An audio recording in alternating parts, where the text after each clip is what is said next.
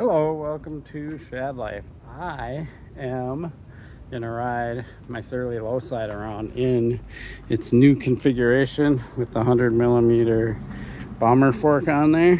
One thing is you can kind of look at it and see, looks definitely much slacker, but not ridiculous. So pretty cool, pretty stoked to ride this. I'm just gonna do some urban riding, nothing fancy, and I don't know how much I'll film. If I can find some cool things or some stairs or something, I'll film that. But I just want to get a feel for the bike, and I'm meeting up with a friend of mine. So yeah, it is unseasonably warm. Early February, it should not look like this.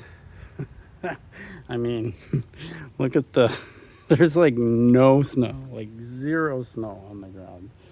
That is unheard of. All right, let's get on this ride. So I made it to the falls.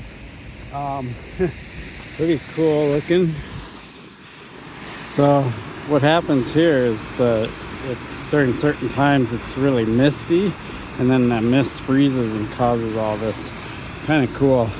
There's Minneapolis Falls. Here's the low side.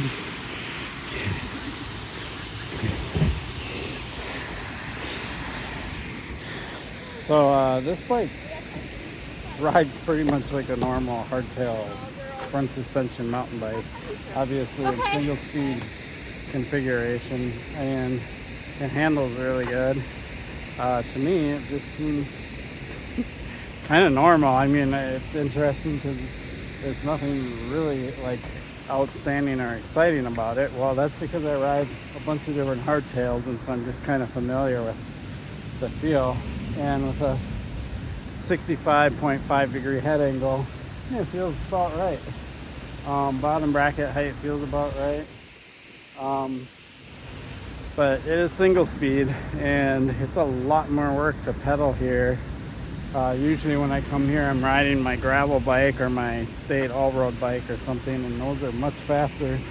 Riding with these big burly knobby tires on a single speed mountain bike is a lot slower and a lot more work, but probably good for my fitness anyway. Yeah, so just waiting for my friend John, and we'll probably cruise around, and I'll see if I can get anything else in this video. Well, my ride's coming to an end, and of course my friend John and I met up and we got to chatting, and I just completely forgot about filming because we had a lot to talk about, so on. And there's an airplane in my video, which is pretty common. There's Minneapolis over there, downtown, across the lake. This is Lake Harriet, so pretty cool lake. I live not too far from it. But one thing I want to say that I was super stoked about was that it feels like Minneapolis is finally starting to kind of come out of this kind of dark period that we've had the last few years.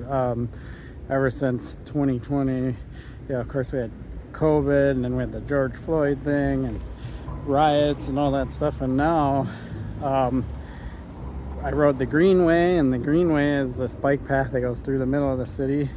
Used to be widely used, but then it got kind of risky and dangerous to ride it, and rode it today, and it was all cleaned up and safe. And there's a bike shop now where the old Freewheel used to be. I'll put the name of the place down here because I don't remember off the top of my head, but it's super cool. Talk to the owners there, and so on, and you can get your bike fixed, you can grab something to eat, get some coffee, things like that. Super cool. And then we continued along the Greenway and ended up at a lake called Minneapolis, and there used to be a pavilion there that got burned down, and they rebuilt a whole new place.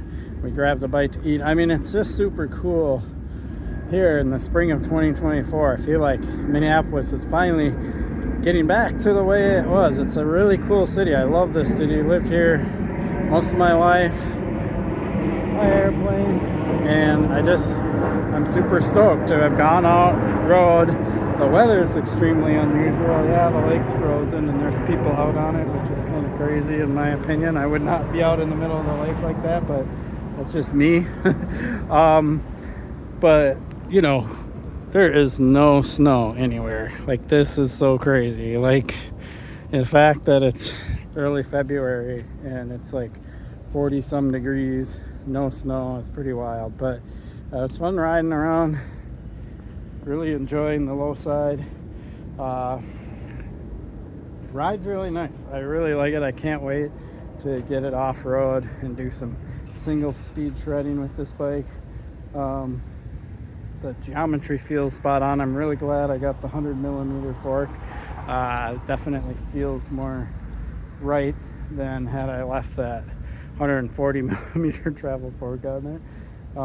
And you know, I have that angle headset, and I could mullet this bike, put the angle headset on there, and so on and so forth if I want to kind of go with, try the bigger wheel in front, smaller rear wheel in the back, but somehow maintain the geometry the way it is. Might be fun to try that out. But first I want to get it off-road in this configuration. Trails are not going to open up for a long time. I mean, the ground, even standing here, like, it's soft and muddy, like moisture.